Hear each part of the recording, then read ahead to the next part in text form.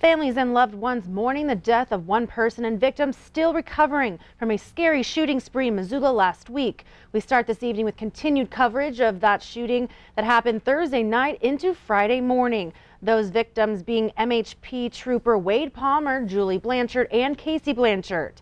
The Department of Justice and Attorney General's office released this statement in regards to Trooper Wayne Palmer. Trooper Palmer's family and the entire MHP are beyond grateful for all the support people are showing in Montana and across the country.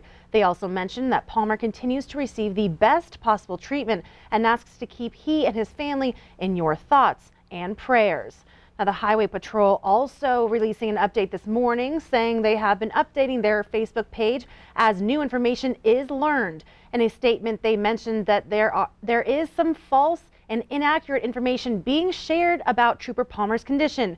Now, the family has expressed they want to keep medical updates private at this time by not sharing any information or updates via social media that have not come directly from them. Now, the GoFundMe page for Trooper Wade Palmer has almost raised the goal amount set at $150,000. It's raised about $123,000. Those donations were made by nearly 2,000 different people. To make a donation, you can go to the GoFundMe page and search his name, Trooper Wade Palmer. Other news in Kalispell last night, Senator Daines was at the Glacier Jet Center welcoming home Kalispell's 495th CSSB. This is the same group of soldiers that Daines visited in Afghanistan this past December. At 11 p.m. last night, around 80 men and women returned home after 9 months overseas serving our nation. Family and friends of the soldiers waited eagerly for the arrival of their loved ones and were finally reunited. And back here in Billings, a team roping competition started as a time of mourning for a family who lost a son and a brother more than 15 years ago. This weekend, it still brings family, friends, and competitors together in Laurel. Q2's David J. reports on the memorial event for Clarence Indian 3 Irons. Team ropers from around the country and Canada compete in the Indian 3 Irons Memorial. It's pretty special for my family. Putting on this roping with Dennis trying since we lost my youngest boy. Clarence 3 Irons talks about his son Clarence Jr., also known as Indian, pictured here on the far right, who died in a car crash in 2002. This one really touches our heart. This is one of our favorite ropings. Of the 60 events we do, put this one right at the top of the list. This memorial competition draws people from all over the country, and it's been very good for the friends and family of Indian 3 Irons. Not every roping is this big, and this one's big, and it's mainly just because they're coming because basically give the 3 Irons a hug, and we want to be here for you.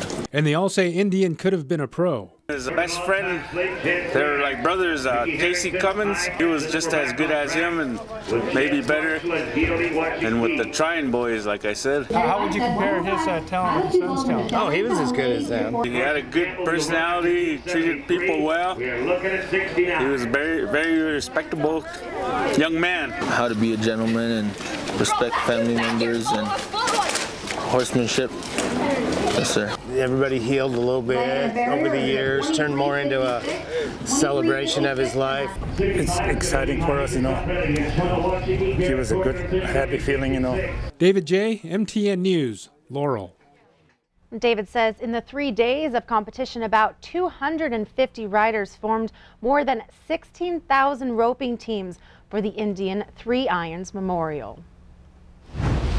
Joining me now is Rob Griggs. The hours are winding down for St. Patrick's Day, but that means we're springing towards a new time of year. You know, we are, and St. Pat's was a great day weather-wise. We're rolling toward the first day of spring, Zoe. Amen. And it's going to be a doozy. We are so spoiled right now after the rotten February we had. We're getting paid back a little bit. Kathy Bowman snapped this picture from a polarized lens of a sundog. Beautiful circle there. Kind of looked like a sun moon when I first saw it, but no. We're going to be seeing more of that sunshine too. Right now across the western half of the United States, not too bad. Partly cloudy skies, not a lot of weather activity, but Phoenix is still 69 degrees. Doesn't that sound nice? As we look in a little closer to our neighborhood, we've got 28 degrees up there at Havre, 25 at Glasgow. Most temperatures in the 20s and 30s, down to 19 at Bozeman. Billings sitting at 31 degrees. And of course, we've got the complete work week forecast and the first day of spring forecast. I think you're going to like all this stuff. It's coming up next. Zoe? All right, thanks, Rob. Well, when it comes to beating the odds, one doesn't have to look much further than Deaver, Wyoming's Dacian Thomas. Almost 3 years ago, Dacian suffered a life-threatening brain injury. Tonight, in a special MTN feature, Q2's Brandon Sullivan brings us her story of love, loss, and perseverance. She was the third of 4 girls, and as her mother says, she was stubborn, very strong-willed, and loved to cause trouble with her sisters. Extremely competitive, she participated in as many sports and activities as time and money would allow. But more than anything, Dacian Thomas has had a love for horses. She was given her first horse at age 5, but it wasn't until she was 11 that she met the perfect horse. She named her Angel, and they made an instant connection. Angel was a strong, sensitive, mature horse, and the two formed a special bond and companionship, both of which were essential for Dacian's favorite sport, the sport of mounted shooting. A fast and furious pastime straight out of the Old West. And together, Angel and Dacian were a sight to behold. Their personalities intertwined, they were the perfect balance of speed and grace. They looked out for each other, and as best friends, they were inseparable. Well, that was a pretty typical Sunday. We were just kind of lounging out, carrying on. Girls decided they wanted to take the horses up to the reservoir to go swimming. They were outside, and next thing I know, little sister comes screaming. As Dacian was headed back to the house, Angel tripped, throwing Dacian headfirst into the ground. She was unconscious and barely breathing. Dad Jason, an experienced paramedic, knew she was in trouble. Mom was behind me, so I hollered at her to call 911. To see her laying there in the dirt, I couldn't take it. There was just this feeling that I may never see her again. The ambulance rushed her 17 miles to Lovell before life-flighting her to the Billings Clinic, where doctors performed emergency surgery, removing a portion of her skull to relieve the swelling. Due to the extent of her injuries, doctors said she required a dedicated pediatric center, so they sent her to Salt Lake City. They told me when they put her on that plane to Salt Lake, if she makes this ride, we'll be surprised. She did make the ride, and once there, doctors told her mom that the recovery process could be anywhere from 6 weeks to 6 months. You have to have faith and believe that things will get better. And that's what kept me going, is knowing that no matter what happened, she would be by our side, even if it meant me taking care of her for the rest of her life instead of someday her taking care of us. But Dacian's condition improved by the hour, and within days of the accident, she started therapy. 6 weeks to 6 months miraculously turned into only 10 days. I hear stories of other people's had accidents, and they talk about how it wasn't as severe, and so I look back on it and think that I'm really lucky to be where I am, and I thank God every day for it. So, less than 2 months after the accident, Dacian was back in school and taking college classes. But while Dacian's condition improved, Angel's got worse. I really connected with my horse, and so throughout the accident she knew that I wasn't okay, and so she kind of was upset and kind of ended up a little sick herself, and so she kind of went downhill from there. Kind of felt maybe that was because she took it into her own hands, and one morning I just found her and she wasn't doing well. I felt as the owner to go ahead and not let her suffer, so I made the decision on my own to put her down. So I felt that was the best way for her to overcome what we'd been through. This one here in the middle is of Angel. They were having cowboy church and they were praying, and so I felt praying with my best friend was a really neat memory, so that's what I did.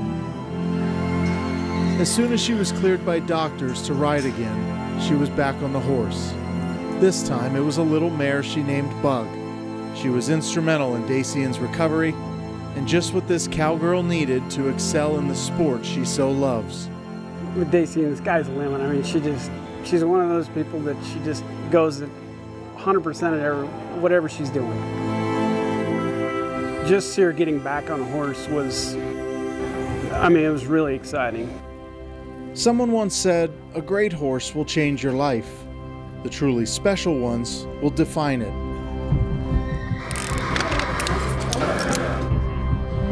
The loss of Angel could have devastated her. Instead, it strengthened her resolve to get back in the saddle and ride.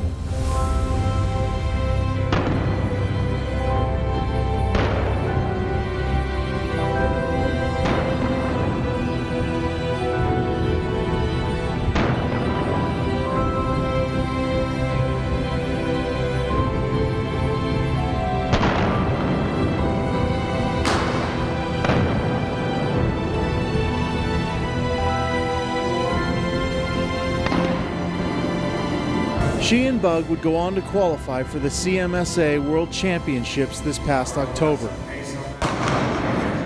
She would finish 5th in her class. No matter what life throws at you, you can get up and make the best out of it and keep pushing towards your dreams and learn from your past experience, and you'll get to where you want to be. Brandon Sullivan, MTN News. Beautiful story, Brandon. And her story doesn't stop there. Brandon tells us that Dacian is off to college in August, where she will attend Colorado State University. And for those of you who want to learn more about cowboy mounted shooting, you can find this story on our website, ktvq.com. Well, thanks for watching the 10 o'clock news here on Q2. After the break, we find out why farmers are disappointed with the White House's proposed federal budget for fiscal year 2020. And later in sports, it's a rematch. The Grizz men get another shot at Michigan in the NCAA tournament. We have their thoughts coming up. You're watching MTN News with Zoe Zandora, Storm Tracker weather with Rob Griggs, and sports with Casey Conlon. This is the 10 o'clock news on Q2, Montana's news leader.